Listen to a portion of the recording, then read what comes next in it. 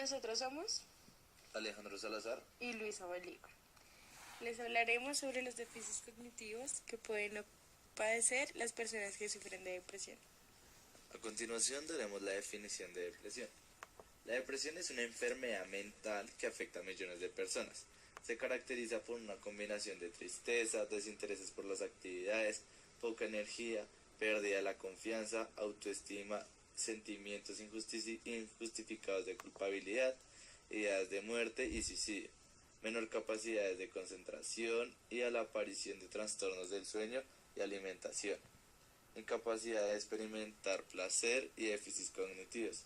Se prevé que para el año 2020 la depresión será la segunda enfermedad más importante de incapacitación y muerte, después de las enfermedades cardiovasculares.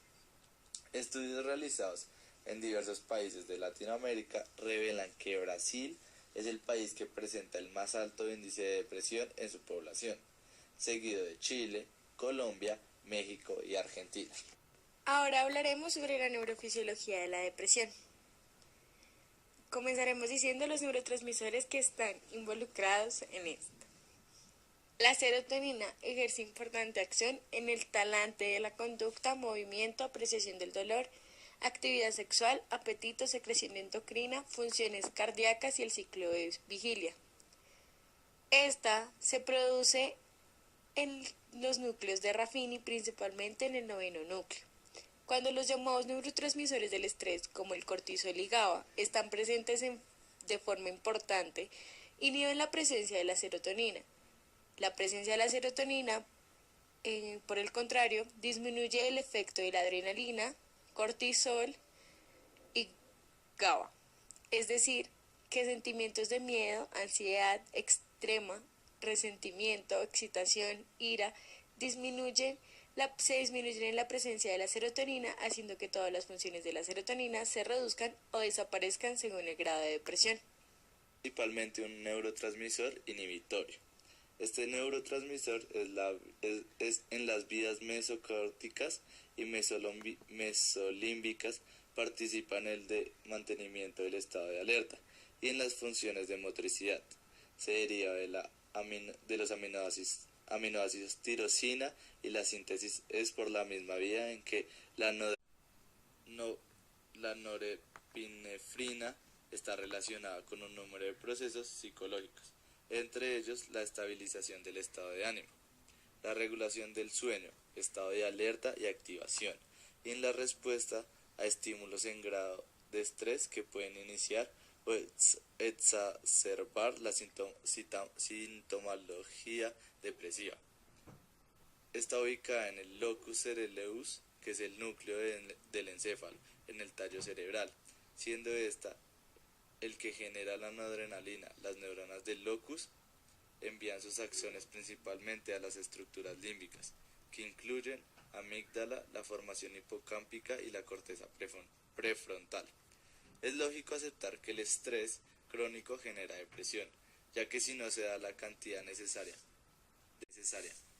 de noradrenalina, el individuo no tendrá un equilibrio emocional, haciendo que éstas ya no estén en balance, formando un descontrol en estas. Podemos comenzar viendo cuáles son los déficits cognitivos que puede padecer una persona con depresión.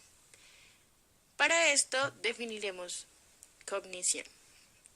Las habilidades cognitivas son un conjunto de operaciones mentales que integran la información mediante la memoria a corto plazo y largo plazo, la atención, coordinación, planificación, velocidad, reconocimiento de estímulos, flexibilidad y percepción.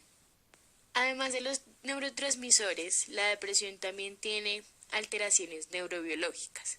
En esto está cambios en las estructurales en el volumen del hipocampo.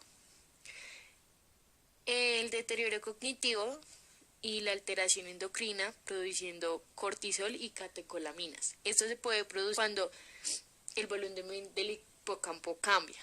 También podemos ver cambios neuroendocrinos produciendo alteraciones de la hipotálamo hipófisis suprarrenal, además de tener reducción en la corteza prefrontal, que es de pensamiento complejo. Acá vemos que las personas con depresión se afectan por esto, ya que les es difícil concentrarse y pensar y crear conceptos complejos, además del hipotálamo que actúa en el estado de ánimo y emociones, teniendo una desregulación en esto. También afectando el hipocampo, que está relacionado con el aprendizaje. Mientras que se activa la amígdala y el tálamo.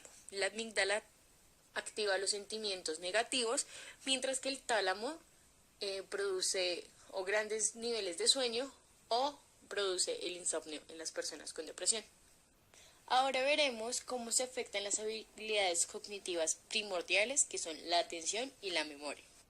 Bueno, la atención es la percepción a estímulos, la cual los podrá evaluar entre los más relevantes, con mayor prioridad teniendo un procesamiento a futuro para estos, mientras lo que no considera primordial o relevantes no se tomarán en cuenta.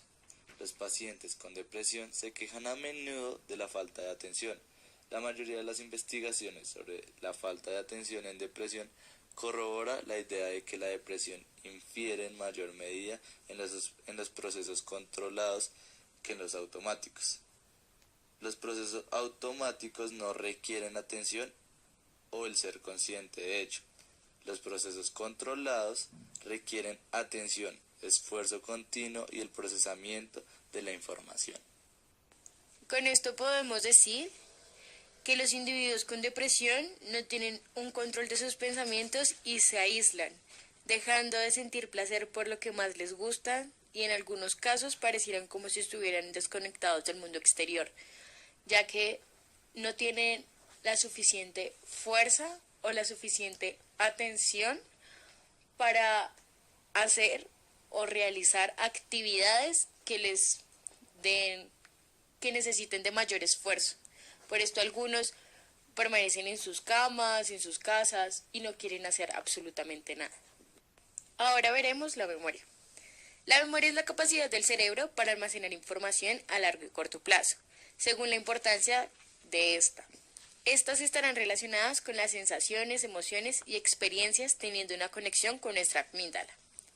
Los estudios sobre memoria en pacientes con depresión han demostrado de manera consciente tanto la dificultad para recordar a corto plazo como la dificultad para entender a partir de una materia verbal o bioespacial. Un estudio realizado sobre la dificultad de la memoria bioespacial a corto plazo y aprendizaje ofrecieron evidencia neurofisiológica de que la memoria de trabajo se ve significativamente afectada en la depresión. Acá vemos cómo esta afecta directamente en el aprendizaje. Podemos evidenciar que la depresión es un factor muy importante para que los niveles cognitivos de los pacientes con depresión se vean afectados.